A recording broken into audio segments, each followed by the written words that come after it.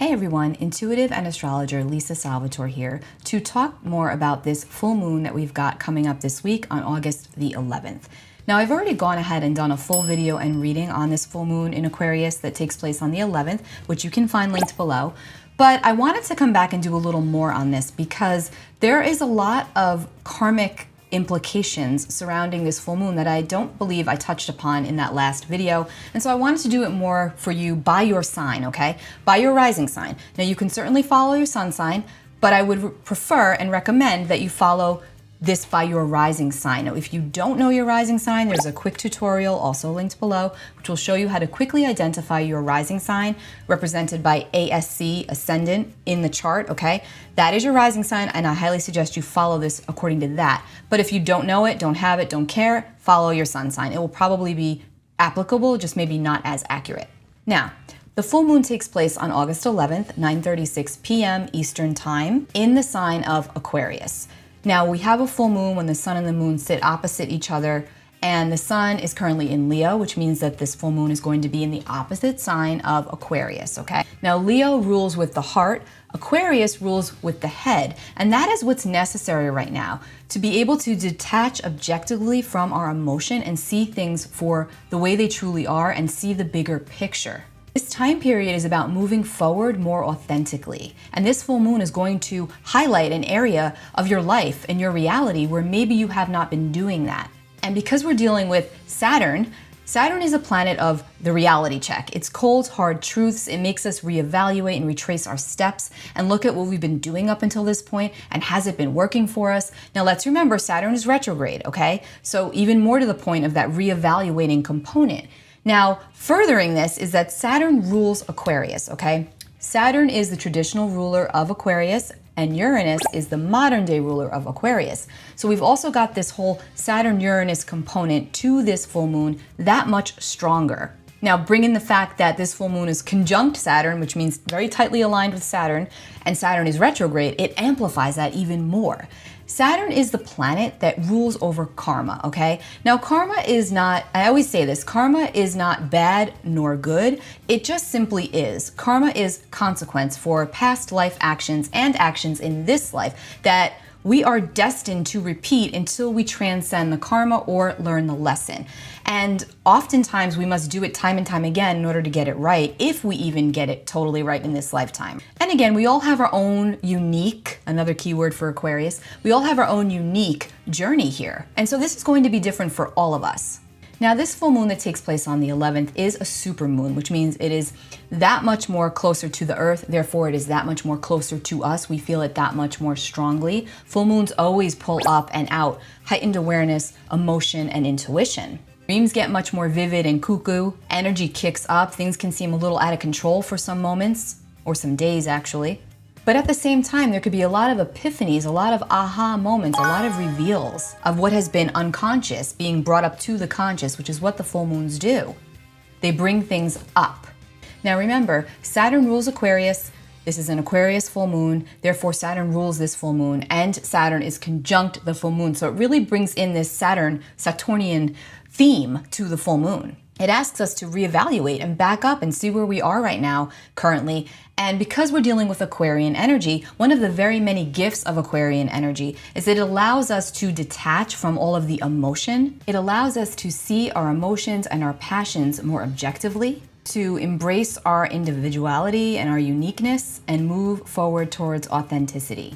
And we do this by being true to our feelings, which is not always easy. But this is what helps us make steps towards a more authentic future. Again, this full moon is very attached to the future, towards where we are going. It's powerful.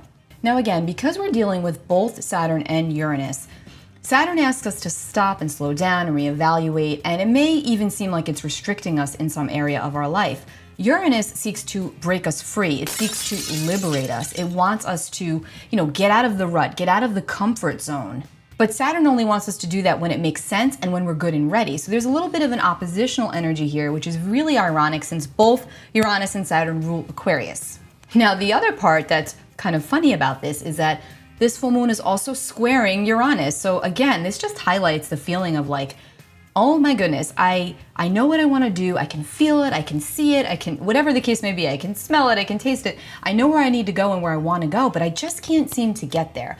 Now, this is where Uranus can really come in and shake us out of a rut by giving us a different way of doing the old, by shaking us free, having us think outside of the box. That's really big for Uranus. Think outside of the box. Do things a different way. If it's not working this way, try it this way. So yeah, in a lot of ways, this full moon can definitely feel like it's producing a lot of anxiety and a lot of nervous tension. Never mind what's going on in the outside world, because that within and of itself is giving us enough anxiety. But then on the personal level, on the personal scale, we're really feeling this because there's so much that we want to change and do, and yet we sort of feel like we can't. We're stuck, or we're blocked even. But we're going to be able to bust through these blocks. We must get real about what's not working and how we can work around it, around the confines of what we've built in a lot of ways. Structures. Saturn represents structures, boundaries, limitations. Uranus represents busting through the structures, boundaries, and limitations. And again, Aquarius is our own unique being, our own unique light, our own unique path and calling, which we all have. And when we honor our soul's truth, that is what helps to bust through karmic blocks. Okay, so let's talk about by rising sign, how this applies for you. So if you are an Aries rising, this full moon is going to take place in your 11th house. Now, the 11th house is going to talk about, the 11th house, by the way, is actually the natural house of Aquarius. And so this is all about groups. This is about where we are humanitarians. It's about our friendships and the associations that we're a part of. It's about what we do for the group, for the collective, how we contribute to society or how we don't. So having the full moon here could show areas where you feel very popular, where you feel like you're doing really well, and then also where you feel like you might be coming up short. Your friendships or your groups could have changes going on within them. You can be very well aware of what you might actually need to change within groups and or friendships. And because this is such a revealing full moon, you may get a piece of information that helps to move you forward. And it won't be that emotional because you're going to be able to objectify the situation, Aries. So Aries, ask yourself when it comes to these 11th house matters, your groups, your friendships, the associations that you're a part of.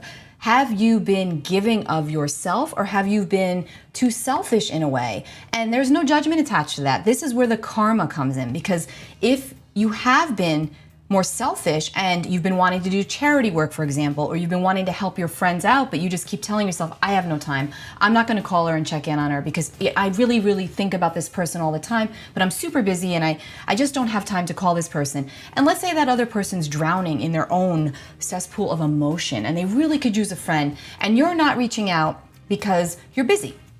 And I'm giving this as an example of how this could work. Karmically, when you put your own needs to the side for the group, for the collective, for your friend, all 11th house matters, Aries. When you do that, it's like you're going up on the karmic ladder because you're putting yourself to the side.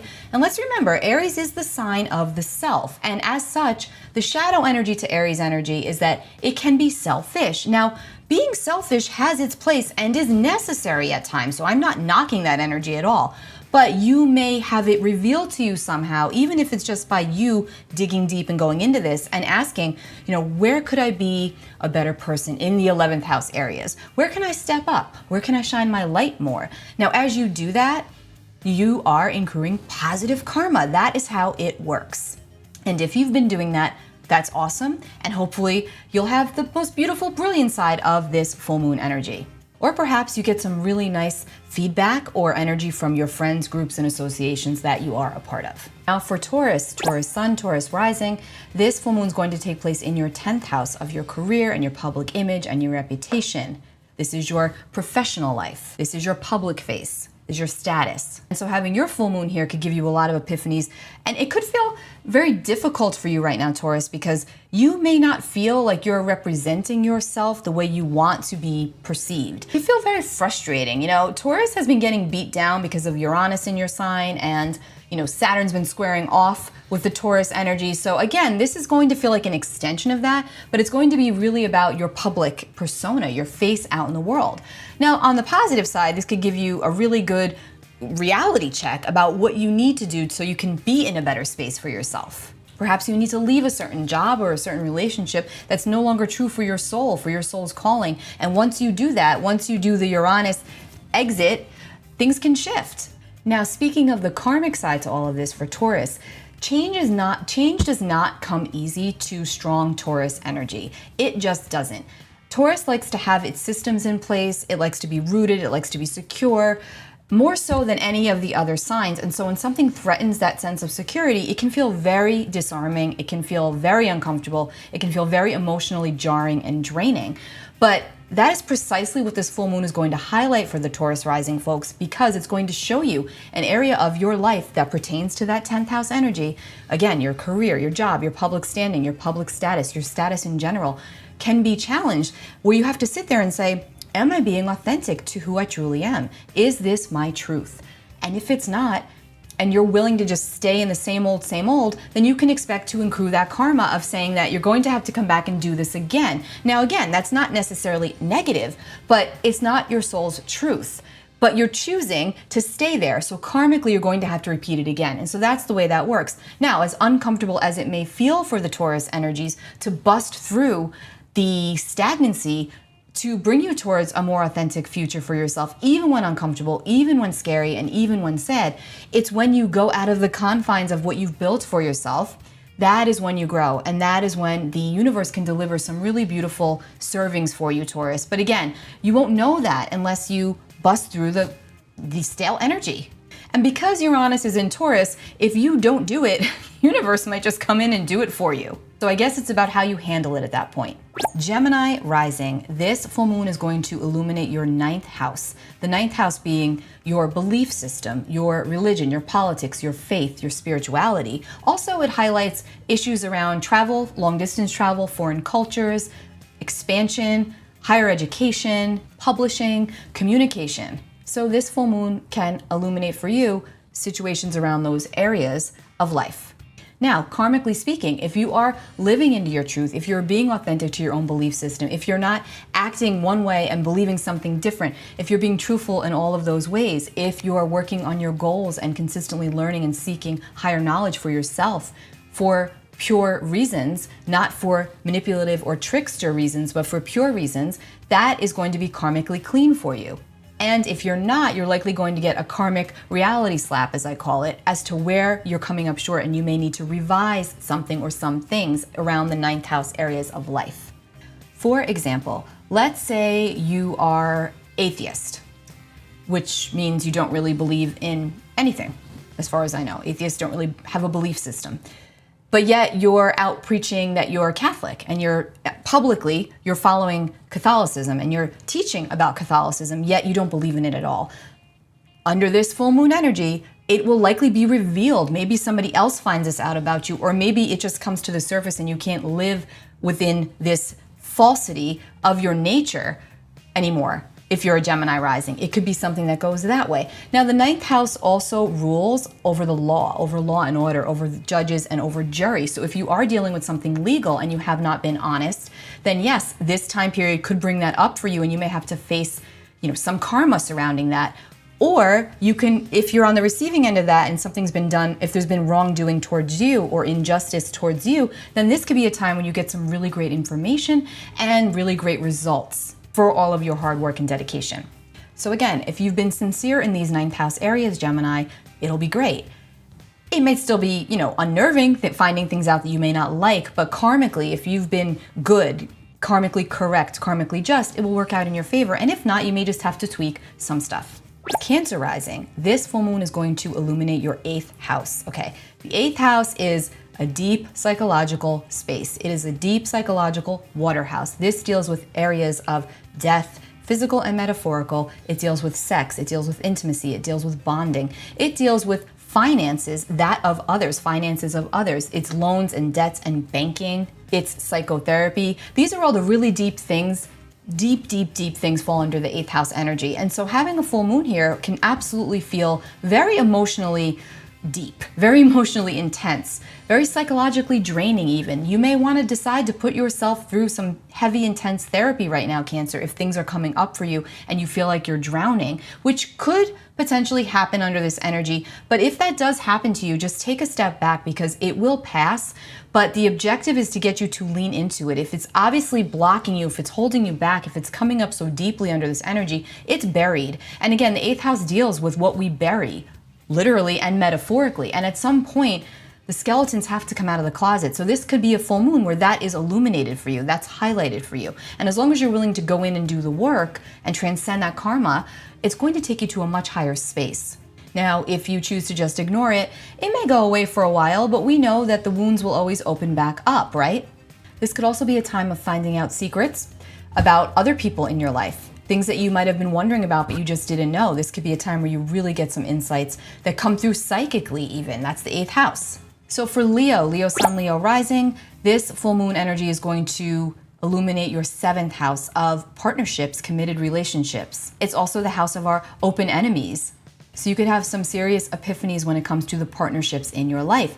If you have partnership karma, which most of us do, this will be a time under this full moon where you're going to see maybe where you've made some mistakes, when you have to revise some contracts, because the 7th house is all about our contracts. Or perhaps you're starting a new one. You're going to get some information that pulls you forward.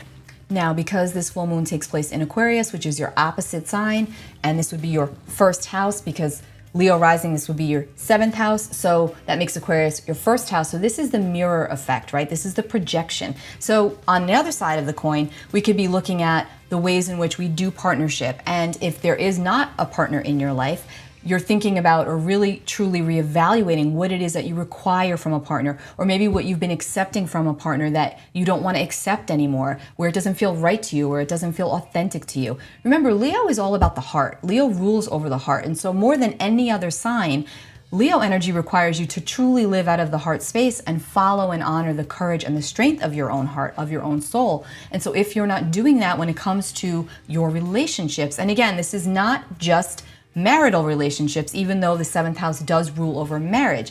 The 7th house is contracts in general. This could be a business partnership. This could be a friend that you're in business with. It could be any of that, okay? It could be platonic relationships too. So don't just box yourself into thinking that it's marital or romantic, because it is not always. But overall, in general, this is going to be having you go inward to reassess the nature, the quality of all of your partnerships, how you are as a partner and how you're being treated by your partner, right? It goes both ways. Virgo, Sun, Virgo rising, this takes place in your 6th house. The 6th house ruling over our daily habits and routines. It's also our physical health. It's also our day-to-day work that we do, and our coworkers all fall under the 6th house energy. And so if we have not been taking care of our physical health and our emotional health, this full moon could bring something to the forefront that shows us that we need to pull it back and take better care of ourselves. Or perhaps this is about the others that we're taking care of in our lives, and in doing so, we're avoiding taking care of ourselves. That's also going to get highlighted under this full moon. You may find something out about a coworker. You may reveal something to a coworker. These are the people that you deal with on the day-to-day. If you are drinking a caramel macchiato every day and you're realizing that your blood pressure is sky high, this could be the time where you recognize, oh my gosh, it's the caramel macchiato that's giving me my blood pressure spikes.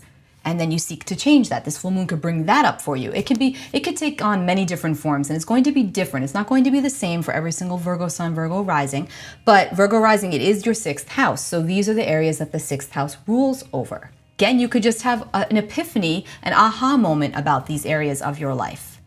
Perhaps you recognize that you hate yoga and you don't want to do it anymore, and that now you're ready to go and do martial arts. That could shift for you. But again, this full moon will illuminate and highlight areas around your health, your fitness, your routines, your eating habits, your day-to-day habits, the people that you work with. 6th house. Also all about our physical healing. And so again, if you've been neglecting yourself in some area, it might come to the forefront under this energy, and you have now taken the steps to correct it, or you will be taking the steps to correct it. Libra rising, this full moon energy is going to illuminate your 5th house. 5th house being the house of romance and pleasure and connection and children and creativity, our creative projects, all falls under the 5th house. The 5th house also rules over fun. So this full moon could bring up areas where you might not be having any fun, or maybe you're not allowing yourself to create to your full totality, and now you're recognizing that under this full moon energy, and it gives you the push to move forward. You could also have some epiphanies about your own children, or the children in your life, or your own childhood even, the earlier years. The 5th house being all about our expression, you could also be more inclined to express yourself under this energy. Whatever is revealed to you, you want to talk about it, you want to communicate, you want to create something out of that. If you've been hiding in the shadows, this 5th house full moon energy for you could seek to have you coming out of the shadows, or at least desiring to do so. You could have a new love interest that comes in or leaves, all under this full moon energy.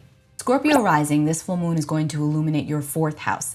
Fourth house being your most internal space. This is your inner world. This is what goes on when we close the doors. This is our home, our foundation, our security. Not just physical, but this is also emotional. The fourth house is an emotional water house. And so again, what goes on here feels very deep. This could be a very internal full moon for you where you actually just want to be by yourself and do some soul work. And that's precisely what you should do under this full moon if that's what your soul is calling you to do. Now, issues around our family of origin could come up under this energy if you are Scorpio rising. Early childhood years, you may have memories resurface that you thought you forgot about. Now, like I said to the sign of Cancer, this is the time to go into that, to lean into that energy, because it's going to help transcend the karma so that you can bust through it and not repeat it. Because chances are something is blocking you emotionally. And it stems from many, many years back, perhaps even previous lifetimes. Now, the fourth house also rules over our chosen family. It's the people that we choose as our family. So you can have some epiphanies surrounding that energy, and it could be very, very positive and liberating for you, Scorpio. You may also have something come up with your mother under this energy. The fourth house also rules over mom. It can also rule over our father, our parents in general, or mother-like figures, but there's something about the maternal energies in your life that's coming up for you around this time. Sagittarius rising, this full moon's going to illuminate your third house. The third house is the house that rules over our communication. It is the way that we think. This is our siblings and those that are like siblings. These are trips that we take, short distance trips that we take. This is also travel and transportation. This full moon could bring things up about the way that you've been communicating or the way you have not been communicating. Also the people that you're communicating with and how you do that. Those in your community, in your circle, your siblings, your cousins, your neighbors, those that you come into contact with on the day-to-day. Not your work life. This is more about your community, like your home, your people, and the way in which you communicate with them or don't. Now, writing also falls under third house energy. Broadcasting. Again, all forms of communication and expression fall here. So this full moon could bring in some significant energy surrounding these areas. You may decide to release a project that you've been working on that you're feeling like is just totally holding you back and keeping you out of your truth. You may begin a new project that you feel is more in alignment with your truth, more authentic to who you truly are. Sagittarius is the sign of the truth. So even more to the point, if it's not truthful for you right now, Sag, it's gotta go. You're usually pretty good about doing that too, so I don't think this full moon's going to be too difficult for you. Unless it has to do with a sibling, because I feel like for the Sag risings that this has to do with siblings, that could definitely feel more draining. That may require much more communication and much more expression on your part that you may or may not wanna deal with. But when you deal with it, we transcend the karma. You could have a sibling or a cousin or someone like that energy to you reveal something that you may or may not like. Again, how you deal with it is how you transcend the karma. Capricorn rising, this full moon's going to illuminate your second house. Second house rules over our finances, our self-worth, what we own, what we have, our material items. It's also our self-esteem. So Cap rising, if you've been overly attached to your financials or under attached to your financials, something will likely come up around this energy to highlight where you need to make some changes. It might be to your own personal banking. Maybe you find out that you have some fraud, hopefully not, but could be under this energy. So double check your credit card statements. Probably a really good time for you to do that. Check your bank statements, double check your bank statements. Make sure everything is copacetic. Are you valuing and honoring yourself, your soul? Again, the second house is our self-worth. Are we too attached to material items? All these things are going to come up around this energy for you, Capricorn rising. Again, it's what we do with it that transcends the karma. Now remember, Capricorn, Saturn is your planetary ruler. So if you're a Capricorn rising, that means Saturn is the ruler of your chart, the ruler of you. So even more to the point of the Saturn energy, right? Very karmic. So make sure every step of the way you're living in your authenticity. Aquarius rising, this is going to take place in your first house. This is your full moon. Huge epiphanies can be here for you, Aquarius rising, especially when it comes to your personal life, yourself, your relationships, even your physical body, your face, the way you speak, the way you talk, the way you present yourself. This could all be undergoing a huge metamorphosis at this time. And if you like what you're doing, it can really amplify that. If you dislike what you're doing, it can really amplify that. But either way, when we work through that, we transcend the karma. This is a great full moon for you to release that which is not serving you, to make way for the betterment that wants to come in, to make way for the good, or the more in alignment with who you truly are. This is really about where you're an individual, Aquarius, because remember, your sign is the sign of the individual. It's our uniqueness, it's our own light. So this full moon's gonna highlight where are you in your brilliance and where are you shying away from it. you have a lot to offer, and this full moon is going to exacerbate and highlight that. Pisces rising, this full moon is going to illuminate your 12th house. Now, the 12th house is behind the scenes. This is your natural home, Pisces, so you're comfortable here.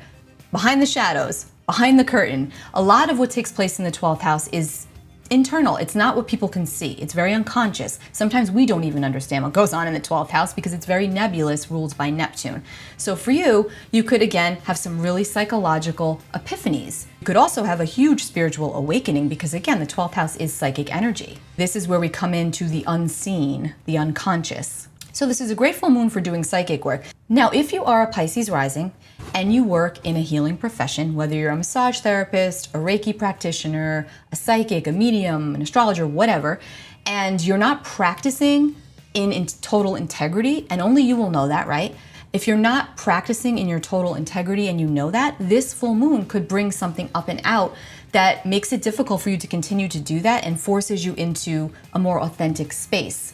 So again, this is very, very karmic. And the 12th house is the house of our own undoing. It's also the house of sorrow and endings. So again, if we're not living in our truth and if we're doing something that's, really not kosher, really not kind, really not good, and it's of a spiritual nature, which I guess everything is of a spiritual nature, right? But I'm talking about more along the lines of serving others because the 12th house is service as well. So if we're serving in a way that's inauthentic, whether it's to the person, to us, to the universe, we're going to have to reckon with that. So again, Saturn, karma, so that's coming up. Now, if you're doing it in your full light and your full totality, you can have a really nice reveal and maybe even some recognition because again, even though the 12th house is behind the scenes, there is something here about, something being illuminated. So it could come to the forefront. Now, we could also be releasing some deep psychological gunk and garbage as it is the 12th house. And again, remember, the 12th house is the last house of the zodiac wheel, so it's very, very karmic. It's like closing the chapter of the previous lifetime. Think about it that way for the Pisces rising, especially that you want to really be truthful and honest and clear about where you are right now, if you're happy with it, if it's truthful to your soul, and if it's not, it's time to transcend that. So those are all 12 signs. I hope that this has helped you. Be sure to subscribe to my channel if you don't already do so and smash the bell icon so that you can be notified as I do new uploads. Also sign up for my newsletter, lisasalvatore.com. I do different blog posts and groups and things of that nature that will not be on this YouTube. So take care guys, and I'll be back soon with more on the month of August for the remainder of the month. Bye.